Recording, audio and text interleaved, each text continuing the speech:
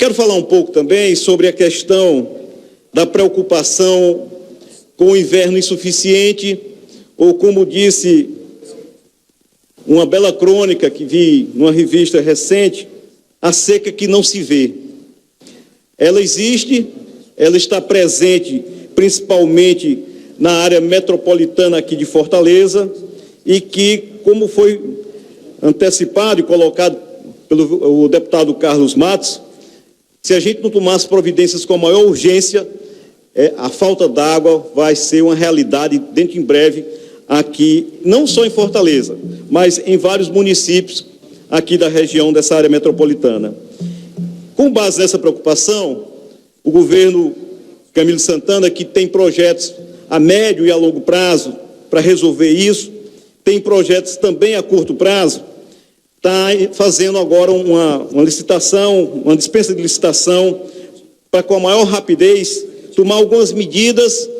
com o objetivo de evitar que ocorra esse desabastecimento. Então, são 45 milhões que serão investidos para fazer frente àquelas bacias que são responsáveis pelo melhoramento, para aquelas bacias que são responsáveis pelo abastecimento de Fortaleza e os municípios sede aqui da região metropolitana, que integram o que eles chamam do Sistema Hídrico Metropolitano, que são vários municípios: Aquiraz, Cascavel, Beberibe, Calcaia, Chorozinho, Eusébio, Horizonte, Itaitinga, Maracanaú, Maranguape, Pacajus, Pacatuba e São Gonçalo. Fazem parte desse complexo hídrico do sistema metropolitano, que serão beneficiados com essas ações. São em torno de 3.787.000 habitantes que serão beneficiados com esse investimento, e serão feitas modificações que são estratégicas, que são importantes, como, por exemplo, estação de bombeamento do Castanhão. Hoje, essa estação ela tem a capacidade de retirar água do açude até o limite de 71 metros do reservatório. Ela vai aumentar essa capacidade, fazendo com que ele possa ir muito mais além dessa capacidade, até quase toda a água que se tem lá que possa ser usado. O aproveitamento do sistema hídrico de Cauípe e do aquífero de Dunas e Itaíba, aumentando o potencial desses lugares para que eles possam oferecer mais água também para a região metropolitana. E restabelecer a capacidade de bombeamento de mais 2 sistemas, do Bonabuiú e de Itaiçaba. Então, são essas medidas a curto prazo para a região metropolitana. Então, fica claro que o governo tem obras e estratégias que são de imediato,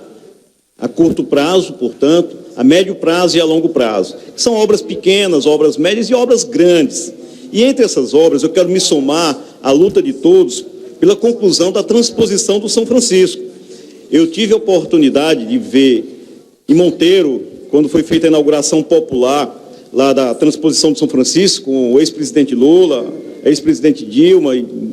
uma multidão, e a fantástica transformação que a região sofre quando as águas do São Francisco chegam lá. Então, eu quero me somar àqueles que lutam para que isso seja resolvido com a maior brevidade possível.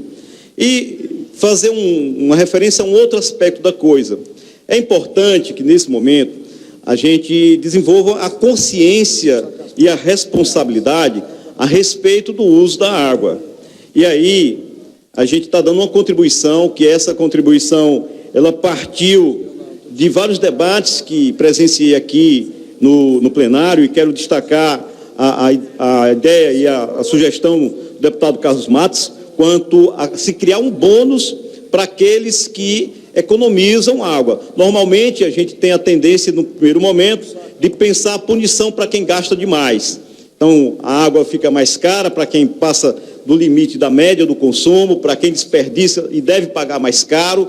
mas também aquele que tem a sua consciência, que faz a sua parte, que economiza, que consegue retrair o seu consumo, ele deve também ser reconhecido. Então, a gente fez um projeto, que é um projeto de indicação, que esse projeto sugere que quando você consegue reduzir 20% do seu consumo, você tem um bônus ali, a sugestão que está colocada no projeto é de 10%, mas pode ser outra coisa, de tal forma que seja reconhecido esse esforço, esse empenho, esse valor que é importante num momento como esse que a gente vive e para o nosso futuro, porque mesmo nas regiões onde a chuva foi suficiente, as pessoas devem ter a consciência do uso correto da água, que é um bem muito precioso e que ele é fundamental para a existência da vida do campo. Eu estava me lembrando aqui rapidamente das palavras que estão colocadas numa bela crônica que vi, que fiz referência no começo da minha fala, que diz da seca que a gente não vê, a seca